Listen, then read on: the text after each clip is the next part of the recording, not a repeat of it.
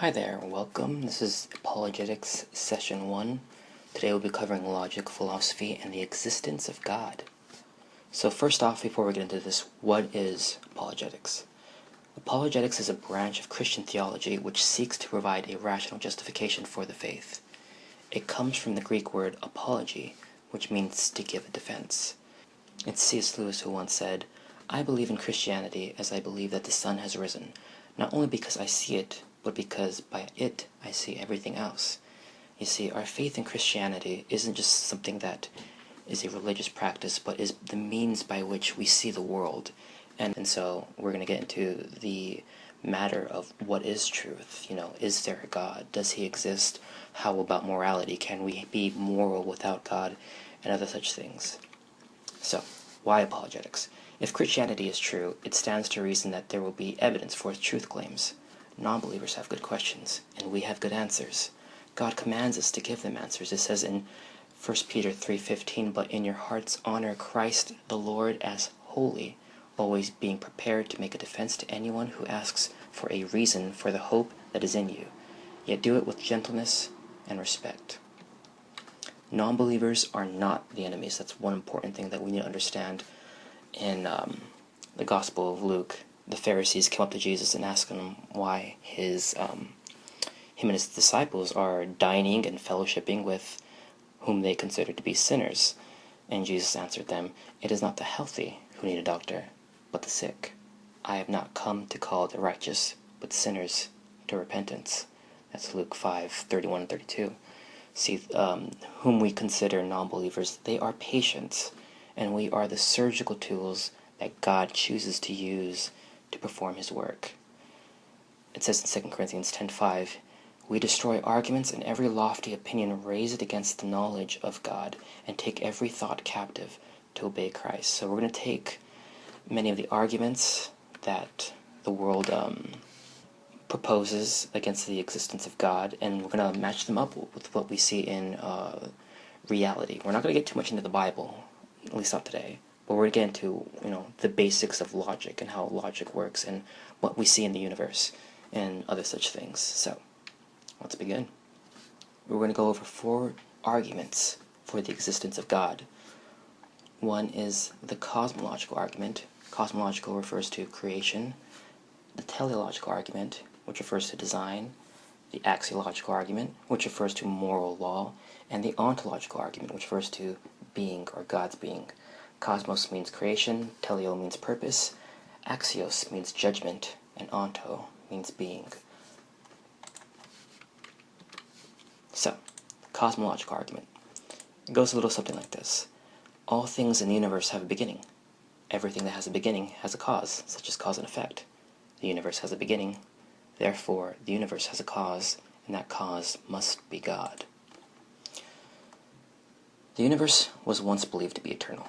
It just goes on forever, and it has always existed. This is the teaching of Hinduism, actually.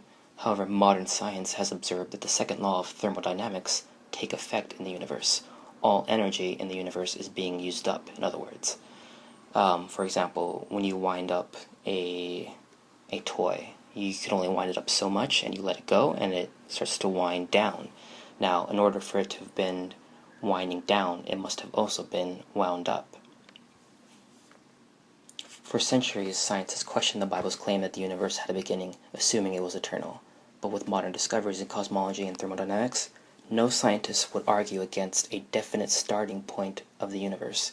Modern science is now sure that the universe had a beginning, and not only did it have a beginning, but it is finite, and that beginning is an effect that could not exist without a cause, and that cause must be God.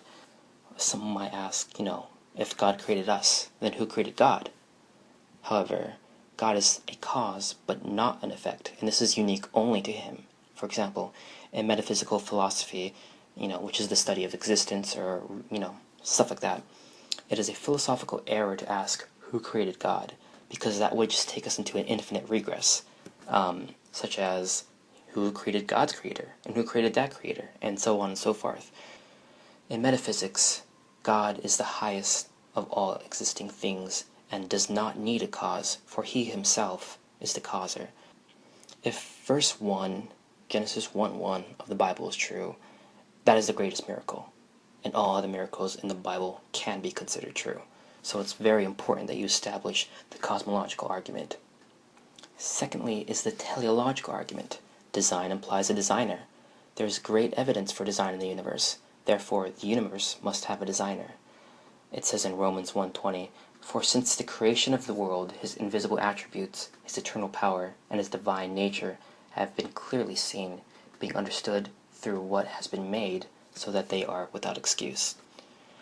Part of the teleological argument is the anthropic principle, recognizing that the human existence is very much dependent on cosmological constants. That is to say, the universe is not a random place with everything thrown about. It is set up in such a way that life on our planet would be possible. As such, the universe is very fine-tuned. Here are some anthropic principle examples. The unique properties of water: density, solvency, and adhesiveness. The Earth's atmosphere: there is not too much or too little of any of the gases in the atmosphere. Earth's reflectivity, or albedo, the total amount of light reflected off the planet versus the total amount of light absorbed. Earth's magnetic field: if it were much weaker, our planet would be devastated by cosmic radiation. If it were much stronger, we would be devastated by severe electromagnetic storms. Earth's place in the solar system is just right. If we were much farther from the sun, our planet's water would freeze. If we were much closer, it would boil. Our solar system's place in the galaxy, for example, if our solar system were too close to the center of the galaxy, or to any of the spiral arms at its edge, or any cluster of stars for that matter, our planet would be devastated by cosmic radiation. Even the color of our sun is important. It's necessary for photosynthesis. So everything in the universe, which just includes hundreds of thousands different little factors, are set just right for us as a people to exist.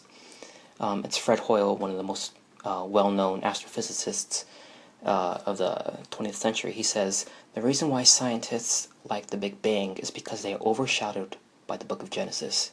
It is deep within the psyche of most scientists to believe in the first page of Genesis."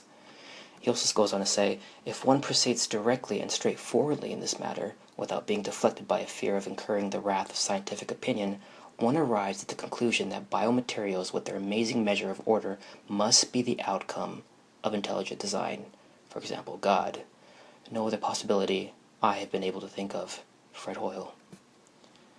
There has been theories to explain the cosmological argument, such as multiverse theory. It's a philosophical attempt by atheists to explain the fine-tuning of the universe. It goes something like this. An infinite amount of universes exists, and one of them happened to be so finely tuned in such a way that could sustain life. This is not backed up by any observational science at all, and is simply an attempt to explain how we are here without God, and creates more questions than it does answers. For example, what initiated all these universes? Why do they exist? Why are they infinite in number? Etc. Human artifacts are products of intelligent design, such as, a statue, or perhaps a watch. The universe resembles human artifacts. Therefore, the universe is a product of design. But the universe is complex and gigantic in comparison to human artifacts. Therefore, there is probably a powerful and vastly intelligent designer who created the universe. Here are a couple more quotes by my good friends Stephen Hawking and Fred Hoyle. Stephen says, "The remarkable fact is that the values of these numbers seem to have been very finely adjusted to make possible the development of life." And Fred Hoyle says, "A common-sense interpretation of the fact suggests that a super-intellect has monkeyed with physics, and that there are no blind forces worth speaking about in nature. The numbers one calculates from the facts seem to me so overwhelming as to put this conclusion almost beyond question." Next, we're going to look at absolute truth, and why is it important. Absolute truth states that assumptions of truth must correspond with an objective reality. As such, there are things in this world that are true, whether people believe in them or not. For example, the words of Jesus, John 14:6, Jesus said to him, "I am the way, and the truth, and the life. No one comes to the Father except through me." Psalm 119:160 says, "The sum of your word is truth, and every one of your righteous ordinances is everlasting." Absolute truth is inflexible reality and indisputable facts. Truth is not contingent on the one perceiving that truth, and is non-relative to any individuals. That corresponding view of absolute truth holds that the assumption of truth must correspond with an objective reality. The Bible certainly supports absolute truth, but not all people believe in the Bible. The Bible isn't the only thing that supports absolute truth, however. Logic itself supports absolute truth. Those who claim there is no absolute truth are making an absolute claim. There is a self-contradiction, and this goes against the laws of logic, which state that no two opposites can be true at the same time. For example, if you say that there is no absolute truth, you're making an absolute claim and saying that there's no absolute truth, and this is against the laws of logic. With this in mind, those who believe in multiple ways to God are also contradicting the laws of logic, since most religions conflict with each other. So either one belief system is correct, or they are all incorrect. Now, we'll go over that question later. But for now, if there is any validity to any system of belief, it is that Jesus is the only way to God, a statement that is not without its evidence, as we'll explore in the following lessons. If you're unfamiliar with the laws of logic, there's 3 parts to it that we'll go over. The law of identity says that A is A, and if something exists, it has a nature, a single nature. It is what it is, in other words. There is also the law of non-contradiction, and it says that A cannot be both A and not A at the same time and in the same sense. Truth is not self-contradictory. And there's also the law of the excluded middle, and it says that a statement is either true or false, and there's no in-between. As for the correspondence view of absolute truth, it is the only view of truth that aligns itself with the Bible, logic, and what we observe in reality. Although people may choose not to believe in it, perhaps even for the sake of excusing their immorality, it remains the foundation for logic as we know it, and will prove itself to be absolutely true whether or not people decide to believe in it. On that note of morality, it's next that we're going to be covering the axiological argument. This refers to an objective moral law.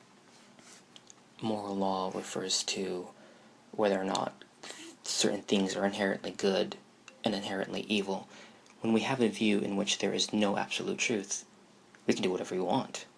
Now, we're going to go look at why this is a problem and why it's probably not true now. There is a rational basis to believe that God exists based on moral absolutes. A moral absolute is, something that is inherently evil or inherently good. Many atheists will use the fact that evil exists in the world to justify their lack of belief in God, because if God exists, then why is there evil? That must mean he created it or allows it, therefore he's not all good, or he's incapable of stopping evil, therefore he is not all-powerful. However, it is because evil exists that we know there is a God, because if there was no God, there wouldn't be a concept of evil. It is the very idea of the existence of evil that played a huge role in what caused the atheist C.S. Lewis to come to faith in Christ. He says that the shadows prove the sunshine. God created humans with the freedom of choice. If we had no choice, we would be forced to love him. God is not a divine rapist because we have a choice. We have made the wrong choice, however, and allowed evil and suffering to enter the world. God allows this because he cannot defeat evil unless he allows it to exist. He cannot defeat the wrestler without entering the ring. Suffering can be used for the greater good, such as the cross. God made evil possible, but free creatures made evil actual. But God, in his love, mercy, and redemption, will one day defeat evil for good. All men are conscious of an objective moral law, and a moral law implies a moral lawgiver. Therefore, there must be a supreme moral lawgiver. This is the axiological argument. For example, rape. Rape is evil no matter what culture accepts it, what psychopath accepts it. It doesn't matter who accepts it or who rejects it. Rape is an evil act no matter what. Therefore, in order for something to be objectively evil, there must have been a moral lawgiver. Fourthly is the ontological argument. Now, on the left is the ontological argument in a graph form, and on the right is my reaction to the ontological argument. But in brief, it states that God is a being of which no greater thing exists or can be thought of. Therefore, since we can conceive of God as the greatest of all things that exist, then God must exist. The fact that we even have a concept for God suggests that God actually exists. Now, that brief explanation does this argument a great injustice, but you can look up other deliveries of this argument given by people who are way smarter than me.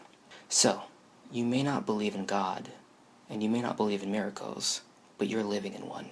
You're living in a miracle. So that's all for now, but thank you for joining me. Next time we'll be talking about creation science. So, thanks for watching and God bless.